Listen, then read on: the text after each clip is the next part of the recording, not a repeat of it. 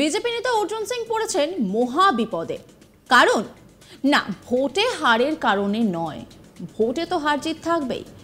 অর্জুন সিং ফাঁপড়ে পড়ে গিয়েছেন বিরোধী দলনেতা শুভেন্দু অধিকারীকে সমর্থন করে। প্রসঙ্গত শুভেন্দু অধিকারীর সবকা সাথ সবকা বিকাশ প্রসঙ্গ নিয়েও মুখ খোলেন অর্জুন সিং। রীতিমতো শুভেন্দু অধিকারীকে সমর্থন করে অর্জুন সিং বলেন, পুলিশেই তো ওদের পুষে রেখেছে, ওদের কি আছে। উনি মোদিজির স্লোগানের কোনো বিরোধিতা করেননি। যারা সব রকম সুবিধা পাচ্ছে তারা হলো মুসলিম সম্প্রদায়। উনি মোদিজির স্লোগানের বিরোধিতা করেননি, বাংলার ক্ষেত্রটা বলেছেন। যদিও অর্জুনের সেই মন্তব্য সমর্থন করেননি সুকান্ত মজুমদার। অর্জুন সিং তিনি ঠিক কি মন্তব্য করেছিলেন শোনাবো আপনাদের। সাংগঠনিক তো দুর্বলতা না থাকলে আপনি ভোট করাবেন কি করে? সাংগঠনিক দুর্বলতা আছে তাই তো ভোট করাতে পারছেন। এটা তো আছে, এর মধ্যে তো কোনো সন্দেহ নেই। ওই সাংগঠনিক দুর্বলতাটাকে ঠিক করতে হবে।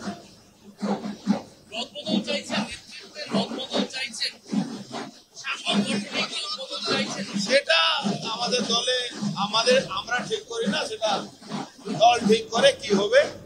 কিন্তু সংগঠন নিচে লেভেলে খুব মজবুত করা দরকার। উপর লেভেলে সংগঠন কে করবে এটা দল ঠিক করে, কিন্তু নিচে লেভেলে সংগঠনটাকে অনেক মজবুত করবে। নিচে লেভেলে প্রবলেম হয়। বাংলায় ভোট হয় না, ভোট করাতে হয়।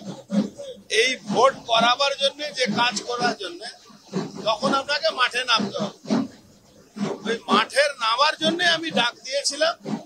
মাঠে নেবে ও শুধু বাড়িতে বসে ওই আলোচনা করলাম, ইমপ্লিমেন্ট হলো না, তাহলে পশ্চিমবাংলায় মমতা ব্যানার্জিকে যেখানে গুন্ডা পুলিশ সমীকরণ দিয়ে ভোট হয় সেখানে অসম্ভব ব্যাপার। এখানেই শেষ নয়। বুধবার 17 জুলাই দলের নিচতলার সংগঠন নিয়ে মিডিয়ার সামনে মন্তব্য করেছিলেন বিজেপি নেতা অর্জুন সিং। প্রকাশ্যে এভাবে দলের পর্যালোচনা বৈঠকের দিন অর্জুনের মুখ খোলায় অস্বস্তিতে পড়ে যায় দল। এ নিয়ে দলের অবস্থান স্পষ্ট করলেন কেন্দ্রীয় শিক্ষা প্রতিমন্ত্রী তথা দলের রাজ্য সভাপতি সুকান্ত মজুমদার। সুকান্ত মজুমদার বলেন, অর্জুন সিং যে মন্তব্য করেছে সেটা দলের ভেতরে বলা দরকার, প্রকাশ্যে বলার দরকার ছিল না। সুকান্তের মতে যদি কোনো মন্তব্য থাকে তাহলে সেটা দলের কেন্দ্রীয় নেতৃত্বের রয়েছে, কেন্দ্রীয় পর্যবেক্ষক রয়েছেন, এদের সামনে বলা উচিত ছিল। যদি কোনো মন্তব্য থাকে তাহলে সেটা দলের ভিতরে জানানো উচিত। সুকান্ত স্পষ্ট জানান, তার দলের কার্যকর্তা ও দলের কর্মীদের ডেডিকেশন নিয়ে তার কোনো প্রশ্ন নেই। কি বলছেন সুকান্ত মজুমদার শোনাব আপনাদের। অর্জুন বাবু কালকে বললেন যে নিচুতলার সংগঠন একদম জিরো হয়ে গেছে, এই বিষয়টাকে নিয়ে আপনি কি বলবেন? আমার মনে হয় এই ধরনের বিষয় দলের ভেতরে বলা উচিত। কোনো জায়গার যদি সংগঠন জিরো হয়ে যায় তো সেই এলাকার নিচুতলার লোকেদের থেকে শুরু করে উপরতলা সবার দায়িত্ব না, দায়িত্বটা তো আমাদের। সংবাদ মাধ্যমের সামনে যারা এই ধরনের মন্তব্য করা উচিত নয়। আমরা বারবার বলছি এই ধরনের মন্তব্য করা উচিত নয়। আপনার যদি কোনো মন্তব্য থাকে আপনি উপরে করুন, আপনার নেতৃত্ব আছে, আপনি সর্বভারতীয় সভাপতির কাছে গিয়ে করুন, সর্বভারতীয় সংগঠন সম্পাদক মাননীয় সন্তোষজির কাছে করুন, আরো অনেক নেতৃত্ব আছে, সুনীল বানসালজি আছেন, মঙ্গল পান্ডেজি আছেন, অমিত মালব্যজি আছেন, এদের কাছেও ডেডিকেশন নিয়ে তাদের সততা নিয়ে প্রশ্ন তুলেছেন। তিনি বলছেন যে ভোটের সময় নিচুতলার কর্মীদের ডেডিকেশন যদি থাকতো বিজেপির এই রেজাল্ট হতো না। নিচুতলার কার্যকর্তা যারা এখনো বিজেপির ঝান্ডা ধরে বসে থাকেন তাদের ডেডিকেশন নিয়ে প্রশ্ন। দেখুন, আমার কার্যকর্তা বা কর্মীদের ডেডিকেশন নিয়ে কোনো সন্দেহ নেই। যারা চেষ্টা করেছে, সবাই চেষ্টা করে, যতটা পেরেছে তারা চেষ্টা করেছে। অনেক জায়গায় অনেক রকম পরিবেশ আছে, হিংসার এখনো ভ্রুকুটি আছে, সবাই সেই হিংসার ভ্রুকুটি থেকে বাইরে বেরোতে পারে। আমার কর্মীরা পার্টির সাথে আছে, পার্টির জন্য তারা যথেষ্ট চেষ্টা করে। সংখ্যালঘু মোর্চাকে কি আরো অ্যাক্টিভ করবেন? তার কারণ সংখ্যালঘু ভোট তো আপনাদের পেতে হবে, এমনটা তো নয় যে আপনারা উপেক্ষা করে ভোটে দিতে যাবেন। দেখুন, আমরা আলাদা করে সংখ্যালঘু সংখ্যাগুরু কাস্ট ক্রিড ল্যাঙ্গুয়েজ এর উপরে মানুষকে ভাগ করাতে বিশ্বাস করি না, বিজেপি বিশ্বাস করে না। আমরা সবার সাথ সবার বিকাশ, বিজেপির উন্নয়নের মডেল আমরা তা মানুষের সামনে রাখবো, পশ্চিমবঙ্গবাসীর সামনে রাখবো। আমরা পশ্চিমবঙ্গবাসীর ভোট চাই, সংখ্যালঘু সংখ্যাগুরু এরকম কোনো ভোট চাই। তৃণমূল কংগ্রেসের মুখপাত্র কুণাল ঘোষ তিনি বলছেন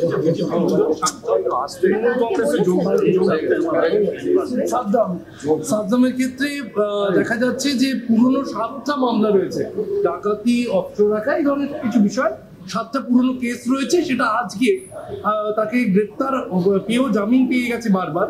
এই যে পুরনো কেস, দেখা যাচ্ছে এরা সবাই দাগি আসামি। আজকে তারা বিখ্যাত হওয়ার পর বা কুখ্যাত হওয়ার পর তাদের বিরুদ্ধে পদক্ষেপ, নড়ে চড়ে বসা, কিভাবে দেখছেন? এবার পুলিশ প্রশাসন জানে যে এরা কুখ্যাত দাগি আসামি এবং এদেরকে উপর থেকে তৃণমূল কংগ্রেসের নেতারা নির্দেশ দেন যে এদেরকে যেন তাড়াতাড়ি জামিন দিয়ে দেওয়া হয়, পুলিশের তরফ থেকে যাতে জামিনের বিরোধিতা করা না হয়। এবং আপনারা দেখবেন সরকারি উকিল জামিনের বিরোধিতা করেনি, এদেরকে তাড়াতাড়ি ছেড়ে দেওয়ার ব্যবস্থা করেছে। কারণ ভোটে তো এরা অস্ত্র, এরাই তো ভোটের অস্ত্র মমতা বন্দ্যোপাধ্যায়, এরাই তো ভোটটা করায়। তবে না কোনো বুথে 50টা ভোট বিজেপি পাবে আর 650 850 ভোট তৃণমূল কংগ্রেস পাবে। স্বাভাবিক ভোট হলে তো হবে না সেটা। সালিশি সভার যে জামাল, তিনি প্রতারণার অভিযোগ উঠে আসছে 2020 থেকে 65 লক্ষ টাকা তিনি হাতিয়েছেন একজন তৃণমূল কর্মী জামাল। তিনি বিভিন্ন এলাকার মানুষের একজনের থেকে 65 লাখ টাকা।